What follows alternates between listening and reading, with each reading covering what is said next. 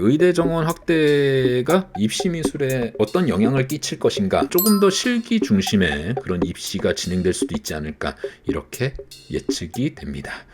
안녕하세요. 그림을 분석하는 TV 그분TV입니다. 2025학년도 입시를 조금 예측을 해보는 그런 시간을 갖도록 하겠습니다. 제가 뽑아본 키워드입니다. 의대 정원 확대라는 키워드가 있고, 또 무전공 선발, 중위권 대학 수시 확대, 요 정도의 키워드를 뽑아보았습니다.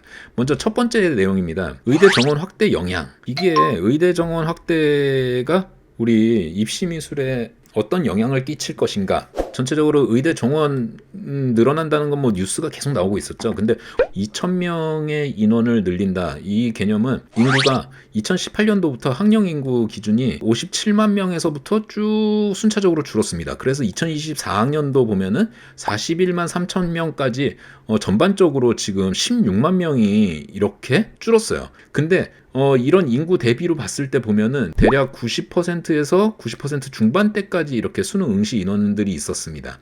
근데 올해 100%가 넘어갔어요. 뭐 상대적으로 반수생들이나 재수생들이 굉장히 많았다는 뜻이죠.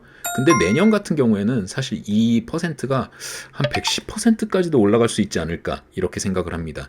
올해 일단 국어가 좀 어려웠고요. 수능에서 좀 흔들렸던 학생들이 좀 분명히 있었을 거라고 생각이 됩니다. 또는 의대 정원이 2,000명이 늘었다는 거는 최상위권 학생들 중에서 이제 반수생들이나 이런 친구들이 다시 한번 도전하는 그런 영향이 되지 않을까, 이렇게 생각이 됩니다.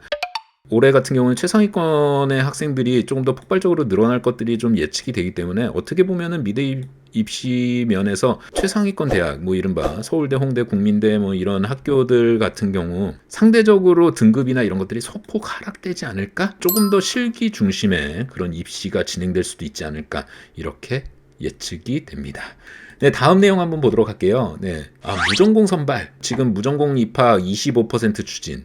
인문대 사라질 것, 뭐 학생이 좋다, 어쩌고저쩌고 막 이런 얘기들이 쭉쭉 나옵니다. 이 무전공제도 말씀드렸죠. 그래서 유형1이 캠퍼스 자율전공의 개념이다. 그리고 유형2가 미술대학 자율전공이다. 이런 개념이라고 말씀을 드렸죠. 이렇게 캠퍼스 자율전공 유형1으로 정원이 이제 뽑혀 나갑니다. 예를 들어서 A대학의 디자인과의 정원이 50명이었는데 캠퍼스 자율전공 인원으로 10%를 내놔. 그러면 여기에서 5명이 빠져나가게 됩니다. 그럼 정원이 45명 이렇게 되죠. 전체적으로 인구도 조금 더 많아지고 했는데 정작 한 대학의 전공의 정원은 좀 줄어든다. 이런 개념이 나올 가능성이 큽니다.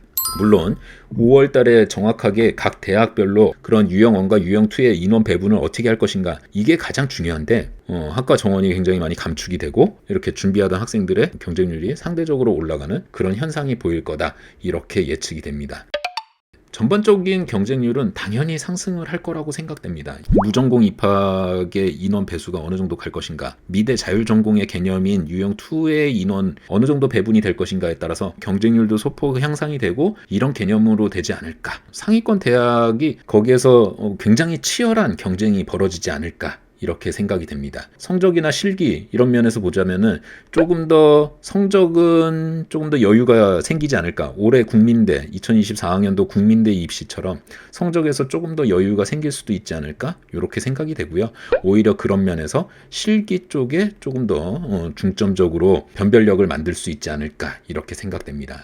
네, 마지막으로 보시면은 중위권 대학 실기 경쟁 굉장히 심화된다, 이렇게 말씀을 드릴 수가 있겠죠. 어쨌든 중위권 대학들 같은 경우 지금 상명대나 가천대 같은 경우에도 수시 모집으로 넘어갔고요. 실기 반영 비율을 다 높였어요. 그렇기 때문에 중위권 대학으로 해서 실기 경쟁이 굉장히 심화되는 한 해가 되지 않을까, 이렇게 생각이 됩니다. 올해 5월까지는 눈여겨봐야 되는 그런 한 해가 되지 않을까, 그렇게 생각이 됩니다. 여러분 아시죠? 여러분들이 지켜보시지 않아도 돼요. 제가 다 이렇게 분석해서 여러분들에게 내용 전달드리도록 하겠습니다.